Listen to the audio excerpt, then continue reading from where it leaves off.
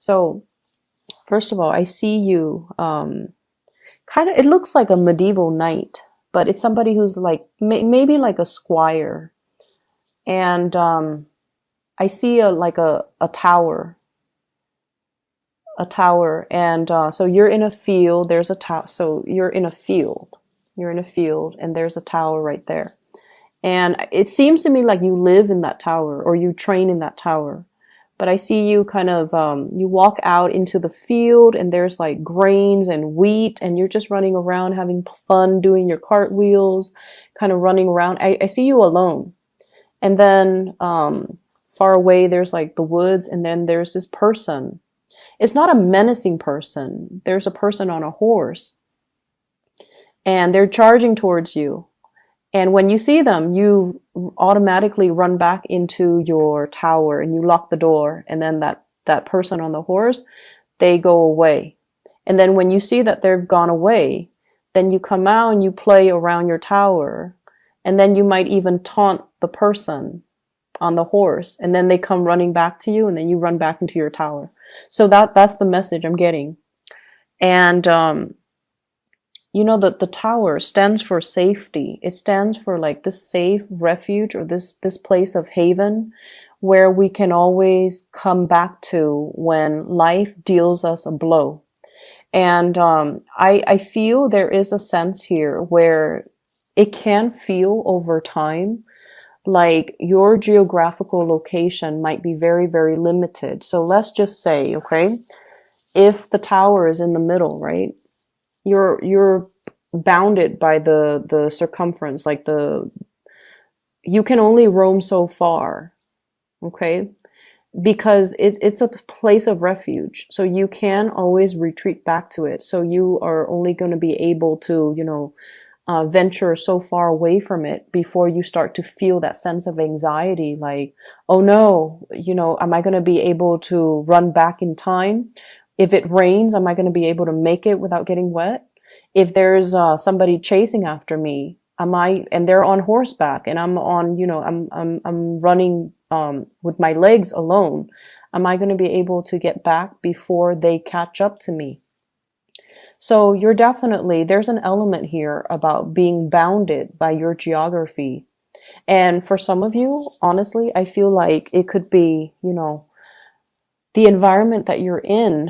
Are there jobs that are appropriate to your field or to your area of expertise? Okay, so like, for example, you might be, you know, this is an extreme example just to get my point across. You might be a marine biologist and you live in the desert. Okay, and you're just like, where are all the marine biologist jobs? So you look online, or you know, you surf the internet, or you read the newspaper, and you're looking for a marine biologist position or vacancy, and you're just like, when is it going to happen for me? So that's an extreme situation. Okay, you have to go where life is calling. Okay, you have to step out of your comfort zone. You have to go where life is calling you. I feel for many of you too. I keep seeing somebody who's like, let's say you grow up in one city, right? You move away for college. And then as soon as you graduate college, you move back to that city. So wherever you grow up, you move away for college and then you come back. And because it's safe, because after that big milestone in your life, being far away from home, you feel homesick, or you feel like, oh, you know, I've already done my fun. I've already put in my 4 years. I've already lived on my own. I should move back. And then I see some of you move back and then you move away for example, grad school. And then you have like an amazing time. And then after grad school, you automatically just bounce back, like tether. It feels like something is tethering you to it. And for you, it could be family. For you, it could be that familiarity. But I definitely feel a cycle in your life is getting ready to wrap up. And you kind of need to move forward and you kind of need to move on, okay? So what we have here is the world. So this is like expansiveness, opportunities knocking on your door, things opening up for you. But the nature of a fixed sign, and especially your sign, you're very, very homebound and you're very, very family oriented. And I also feel like as much as you want to travel and have fun and explore, you reserve those things for things that you can do on a weekend, things that you can do on holiday, things that you can do on vacation. You don't feel like life can be lived that way for whatever reason. And so this is a card about great expansion, but it's also a double-edged sword because that bunny is encased in this bubble. And so it's almost like nibbling at life rather than living it fully. Okay. So there's a lot of fear I'm sensing, fear about change and the unknown. You have a travel opportunity coming up here. So the Chariot usually indicates to me some travel over land, relocation, and things like that. But you are very conflicted. Okay. Emotionally, you're very conflicted because once again, there is my place of refuge, but there's like a whole world of opportunities out there for me. And so I feel like the time period where you are keeping yourself, within like that 10-mile radius, kilometers, whatever you want to call it, there is a radius. And for whatever, it's self-imposed. And for whatever reason, you don't feel like you can step out of it. You don't feel it's safe. You are quite fearful, I'm sensing. This is a card about finances. Okay, so I definitely feel many of you are at a point where you are keeping track of how much you're earning. And I feel like this process about nickel and diming yourself, being very thrifty with your spending. And I feel for many of you, you might be saving up for a car. Okay, with the Chariot card, movement by land. You might be saving up for a car. You might be saving up for a plane ticket. You might be saving up to implement this next major move in your life. And so you're being very thrifty. You're being very calculating with how much money you're realistically able to spend.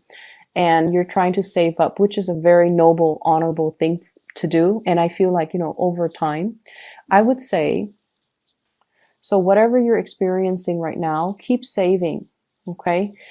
Put that intention in mind that I'm not just saving just to be stingy. I'm saving because I have these goals in the back of my mind. Whenever we have good intentions and whenever we have a clear objective in mind as to why we are saving, the universe will always give us enough, okay? So I feel like that's what's happening here. And I feel like for many of you, the staying within that, 10-mile radius from your center of refuge is no longer satisfying for you. The jobs might not be available and you need to venture out. And then I also feel like there's this sense of, same old, same old. It's almost like I need more out of life. I feel like some of you might get the spiritual nudge from your guides to kind of venture out. And you feel this sense of like, I'm content where I am, but there's something calling you, nudging you to take that extra step. And I feel like you're ignoring it. But for this week, it's a Mercury retrograde period. And a lot of the times plans that we have, kind of thought about, we might have really, tried to like flirted with a specific course of action. But then we're just like, no, I don't have the money to do that, or I'm too afraid, or, I'll do that next year. This is a really good time to revisit plans that we thought about in the past, but we never grab hold of. We never really took seriously. Okay.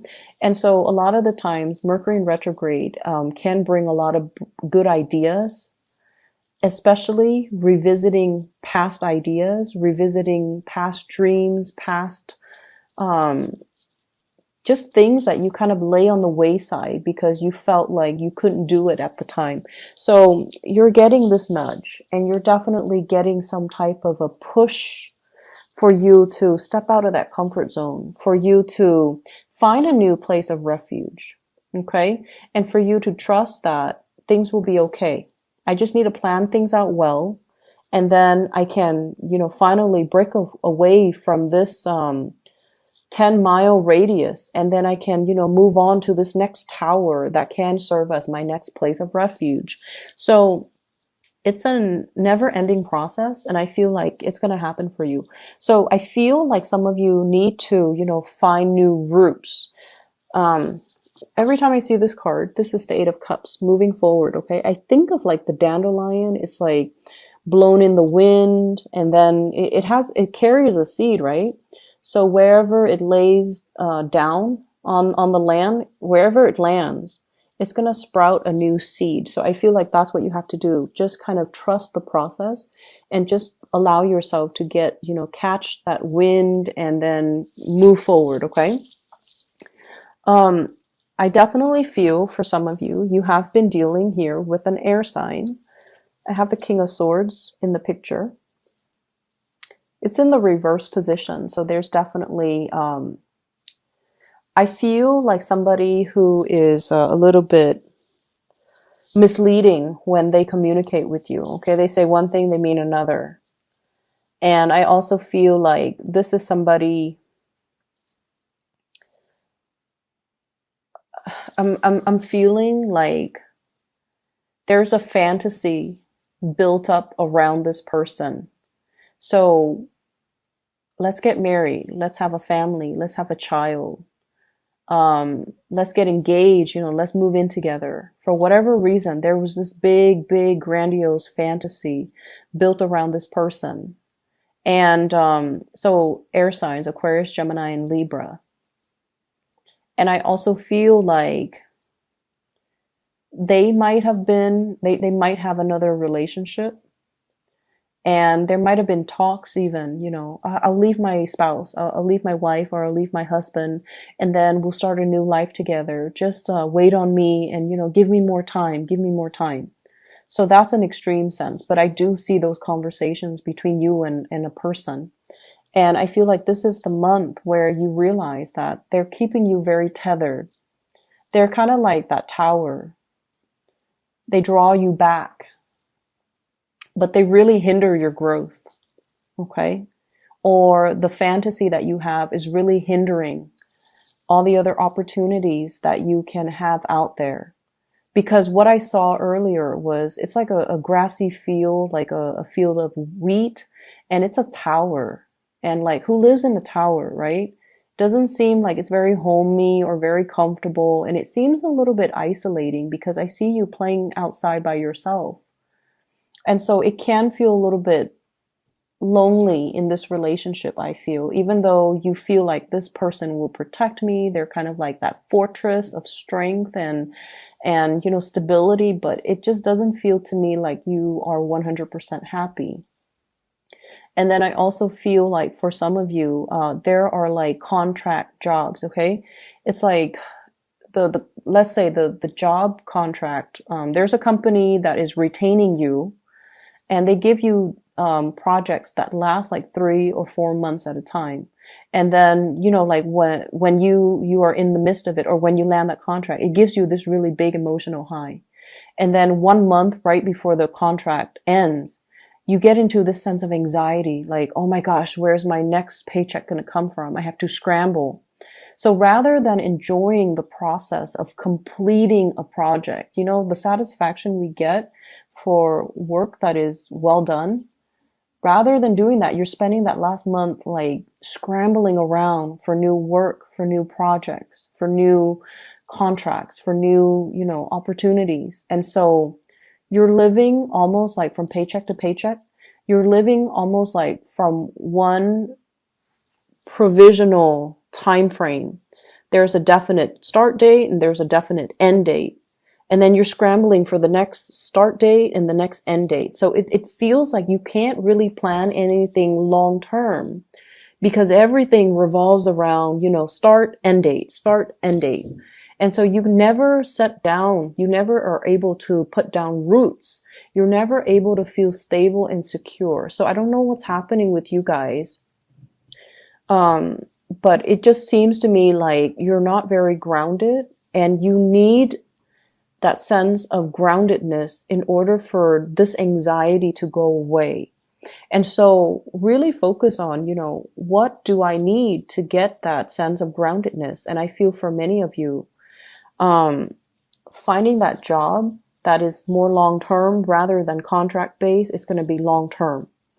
And then wherever that job is, be willing to relocate in order to um, give it a chance.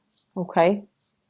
And don't talk yourself out of it, because I feel like wherever you are right now, I keep seeing you outside in the grass, in the field, like playing, um, just by yourself.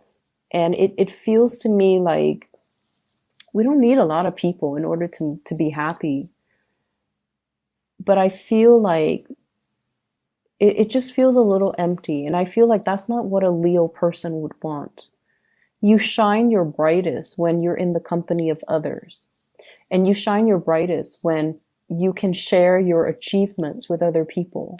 And especially with the people that you love, you want to be able to share the moment with them, but also see the pride and see the admiration and see the love in their eyes. But it just seems like, just playing alone in that field, it can feel a little bit lonely. Give me 1 second. There is another message coming through. I was trying to figure out, the person on the horse, like chasing you, it I don't see any malice. Like they're not, going to catch you and kill you, or they're not going to hurt you. So it feels like, you were taunting them, and then I feel like it's somebody who is a love interest. So for those who are single, yeah, that makes sense. It seems like it's a love interest. And there is a tug of war. So it could even be an air sign, an Aquarius, Gemini, Libra. And I also feel like maybe even another fire sign, because their energy is like very fast. So Sagittarius, Leos, or Aries. But what I feel though is there's this, game that you guys are playing where you both like each other. One person might already be married, hence that tower, that structure, something that's already built. But you're flirting with the idea. You might not feel emotionally fulfilled in your relationship. And so you might be seeking the attention of that person on a horse. You want somebody to be with. You want somebody to play with. You want somebody to notice you. So there's that. Or I also feel like there's another person that is interested in you. And when you're around, they want to come towards you, but you're very afraid. You're very afraid to let them know how you feel. Like, I'm lonely. Can you play with me? You're very afraid to let them know that I'm not 100% happy here. Can you take me away? All you have to do though is, hop on their horse with them, because like I said, the person is not a scary person, but you keep running away from them. So it could just be fear of outsiders encroaching upon your space. So that could be just a fear, or a fear of, feeling and you guys are very self-sufficient. The fear of letting the other person know, I need help.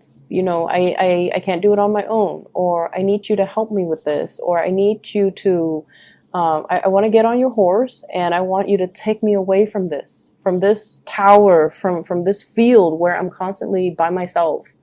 So I see that element coming through. And you have to make some changes. I feel like there is some bigger message here. I feel like the way it came out, it seems like your guides are trying to cushion the blow a little bit by sugarcoating the message. Okay? And so I feel like they want you to really look at the situation and allow yourself to go, allow yourself to leave, allow yourself to do things that make you happier, and especially allow yourself to kind of break away from whatever has been tethering you